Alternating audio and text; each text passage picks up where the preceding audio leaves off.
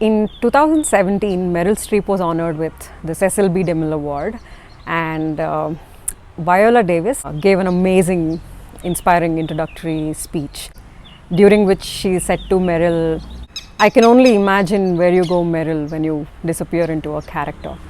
I can only imagine that you are in them, waiting, using yourself as a conduit, encouraging them, coaxing them to release all that mess, confess, expose, to live." It's World Theatre Day today, and although I referred to a film star, I was just thinking about the art form of acting and performing on a stage, and everything else that goes into this amazing art form called theatre. So why are we fascinated by theatre? Be it the artists themselves who make an amazing play or a performance happen, or be it those of us who love watching a show live. As much as we love the romance of the screen, cinema, the TV shows, there is room for improvement, there is room for a second chance, there are retakes. So perhaps the discipline and the hard work and the immense effort and dedication and focus that theatre demands, where you just have one chance, one take, and there is simply no room for mistake, is to me probably one of the most daunting things, and it's amazing how performers pull it off indeed.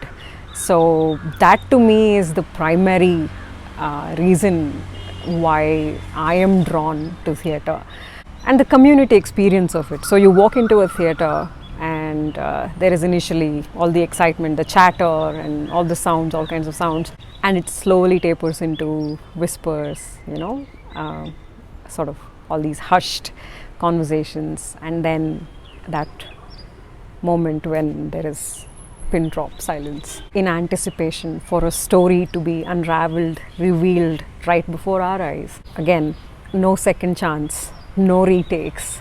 It's just one opportunity. You start and there is no looking back.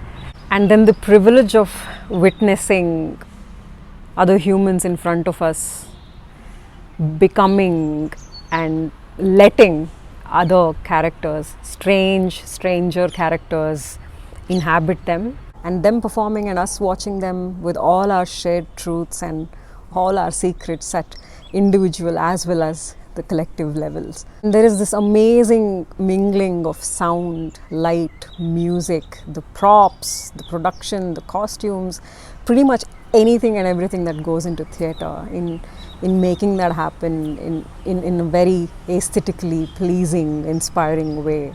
And so much is revealed not just in the dialogue, what is said, right? There is so much that is being revealed with the contortions of a performer's face, the intonation, a laughter, a sob, a wail, a whisper, a cry, a sigh, a hesitation, a gesture, and the helplessness and the power in those split seconds, and all these contrasting forces of human emotions, the whole vast array of human emotions and all these varied states of human condition, and the exchange that happens between what happens on the stage and the audience. Sometimes the reactions are pretty palpable, right? I mean, it's just unmistakable when the audience is laughing or gasping, but also so much goes on internally while we are there collectively consuming a story. So much happens within each one of us. It's like we're all islands in an ocean, and that sort of connection is so sacred. It's as if the whole space is consecrated by nothing more than just the unflinching love for the art form that theatre is. I've been fortunate to have a few friends in the theatre, singers, musicians, actors, and when I watch these familiar people transforming into other human beings that sometimes I'm familiar with and sometimes not, is one of my favorite experiences. Like Viola Davis said to Meryl, I keep wondering when I watch my friends on stage, now where the hell is she or he? at this point when they're playing another character. It is such a thrilling experience, it makes you want to think about ideas such as Parakaya Pravesha, which is so mystifying and glorious. And I've spoken to these acquaintances and friends who are into theatre, especially the actors.